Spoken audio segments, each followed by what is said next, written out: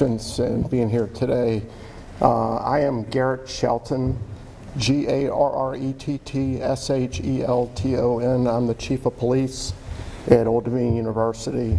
On the dais with me right now is President Brian O'Hempill and Chief of Police Mark Talbot, along with several other partners from the state and from the federal government, which is normal for an event of this caliber. So what I want to do simply is to brief you on what led to today, or where we are today, how we received the information, and where we are kind of moving forward.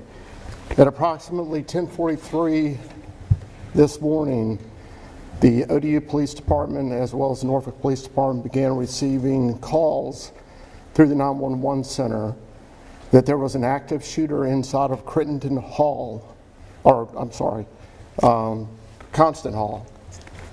located in Kaufman Mall area of Old Dominion University. Constant Hall is a classroom academic facility, and we received information that there were people being shot in one of the classrooms. At approximately 10:47, the first officers arrived on scene and went to the room, and by 10:50 it was determined that the subject that was the active assailant was deceased. During that time, we were able to determine that there were two victims that are affiliated with the university, and they were transported to Norfolk General Hospital. We would later determine that there was what we believe was a third victim that took themselves to a hospital in Virginia Beach. So at this time, we're aware of three victims, all of which are ODU affiliated, and a suspect who is deceased. The investigation, part of the agreement that ODU has with Norfolk is that Norfolk will lead the criminal investigation in this. And it is, like I said earlier, it is normal for us to bring in our federal partners in any serious incident like this. I'll let Chief Talbot speak in a moment, reference to anything investigative related, but from the university's standpoint, we felt it important that we get the information out as soon as we can.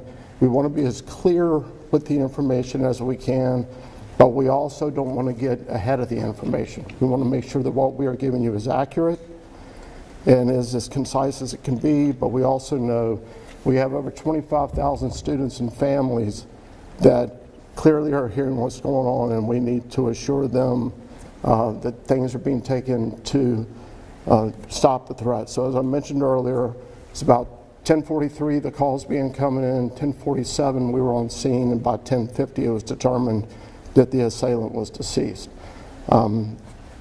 We have set up with the FBI, we're setting up a tip line. Right now, when that number comes out, we will share it with you. But anybody at this point can go to tips.fbi.gov and can send tips in that way. The FBI has agreed to allow us to use their tip lines, and they will funnel the information to where it needs to make sure we get all the information that needs to come in. You can also reach out to the Norfolk Police Department with information, as well as the ODU Police Department.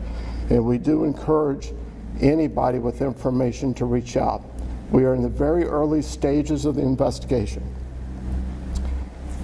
We know that these investigations are long, and we want to make sure that we get the information and do the things correctly to make sure that when we finish, we have the answers that you want. So I'm certain that we don't have all the answers you want today, but on behalf of the ODU Police Department, I want to thank Chief Talbot and his staff, who were exceptional, along with my officers who were in the building very quick, and this was able to be brought to a resolution. At this time, I'd like to ask President Hempill to please come up and say a few words.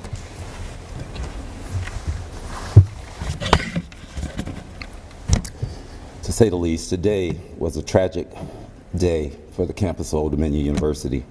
Our campus and our community have been truly shaken and forever impacted by this senseless act of violence. And we want to extend our thoughts and prayers to the families and the victims and those that were impacted by this act today. Also, I have to also join Chief in saying to our police officers and our emergency responders from the university, the cities, and all of the other agencies that responded so quickly and mobilized, we really appreciate them for their act. We have to give a heartfelt thank you. Your action and your bravery, as well as your courage, are deeply appreciated by all of those that you serve. To the ODU family, I commit to ODU as we move forward in the hours, the days, and the months to come. We will be dedicated to providing the services and support following this senseless tragedy. Thank you.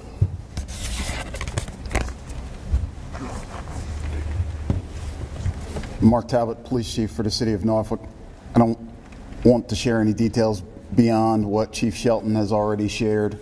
I do want to say to the City of Norfolk, we've learned nothing here today that makes us think that there's anything to fear beyond what we're dealing with here. We're all here in partnership with our state and federal partners, with ODU, and everything that needs to be handled is going to be handled. God bless this university, the police officers and first responders, our firefighters that were out here within minutes, and moving forward, making sure that everything is handled the way it needs to be. Thank you so much. All right, at this point, as best we can, we'll try to answer any questions that you may have for a few minutes. Yes, sir. Aiden Wood with CBS 6. At this point, people are probably wondering the condition of the victims who were sent to the hospital. Is there anything that you can tell us at this time? So the one thing that I will share with you is that one of the victims is deceased. And we are working to get in touch with the family at this point, so we're not prepared to release that information. And the other two, as of right now, appear to be in stable condition. The victim that went to the Virginia Beach Hospital, was that person less seriously wounded? Why would they go so far to the hospital? I don't know the answer other than they did exactly what we asked them to do when something happens, and that's run, hide, or fight, and they ran. And I think by the time, I'm guessing by the time they figured out what was going on, they went to the hospital. So they drove themselves, or were they transported? Don't know. It wasn't anything official from us. Was that third victim also shot? I don't have that information yet. In a cynical world of violence, how do you look at a student in the face moving forward and say that we can provide you safety and make sure that you can get the education without the fear of the violence that we've seen today? You know, I get this question a lot, especially from parents. And I'm a parent of college children. I certainly understand that. So in a cynical world, I guess what I'd have to say is we do everything we can as the university police, the Norfolk police, the state police, everybody that you see up here. This isn't the first time we've ever stood together. We stand together regularly. And we do everything that we can to protect the students here. Every one of these kids are my kids. And I treat them the same way and protect them the same way as I would my own children that are away at college. And I get it because I have a child who's about 3 hours, 11 minutes, and 30 seconds too far away from me. So I completely get it. Chief, was there any prior intelligence, any threats, any warnings that led to today? So I think that's a great question, and that's certainly something that we're diving very deep into. I don't want to get too far ahead of that. I don't have any information that suggests that, but I need to confirm that. Was the shooter a student? So at the time that we came over here, we were still working on the identification. What you have to realize is that while we evacuate the victims, We now have to go through and search every single room in that facility. There were students that we found hiding, and faculty and staff, and that we had to safely get them out. That's a long process. So we only opened that scene up to investigators about 30 minutes ago. So we don't have that information just yet. How was the... Our photographer witnessed that someone else being arrested and taken away in handcuffs. Can you comment on that? Is that That was city police. is it city police? Yeah, I think sometimes there may be people arrested just for or handcuffed just for safety, but there is nobody in custody. The individual that caused the injuries inside of the classroom is deceased. Was he shot by a city police officer, ODU, state? We have at this point, as I said, we just opened up this investigation, the scene to the investigation about 30 minutes ago, so we haven't even determined the full cause of death yet. So it's not known yet if any police fired their weapons? Not at this point. We did hear from university, or the branch that works with the university, ROTC, and said they confirmed it was an ROTC classroom. Was there any, do you believe this was a targeted attack on that classroom? It is way too early to even begin to surmise what that could possibly be. We just don't know at this point. I know that's the frustration here. I understand that. And trust me, on this end, I want to know too, real fast, real quick, so I can have all the answers. But I can't. And we've just got to let the investigation unfold. And we promise that as soon as we get to that point, we're going to set it up and tell you that. Was more than one weapon recovered? We have not gotten into the crime scene. We have not searched the crime scene. And that's enough on that question. Ladies and gentlemen, we have time for one more question. Is it known if the third victim was also an ROTC member? Not confirmed. We haven't confirmed that any of them are, or all of them were. So at this point, that's what we're in the process of doing. I'm not going to surmise that somebody may or may not be. Can we do a question for President Hemphill? Sure. President, what's ODU doing right now to give resources and counseling for students? Yes. Yeah, we are very much focused on providing support for our students, faculty, and staff.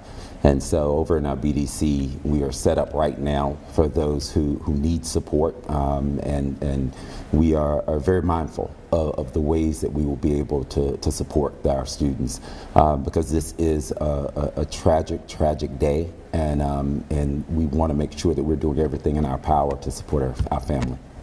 Where should people go for continued university operations for the remainder of the week and weeks to come, knowing that Constant Hall might be a crime scene for several days? Yeah, we've not made any decisions around Constance Hall. We have closed the university for today, and we are closing the university for tomorrow as well. What can students expect to see around campus? Will they see increased police presence? And also, was there insecurity with this particular facility? Was there metal detectors or anything like that? So we don't have metal detectors in our classrooms, in our academic buildings. They're used at special events. We use them. We were there very quick. And based on the number of officers that we have, and the response time was well under what I expected it would have been.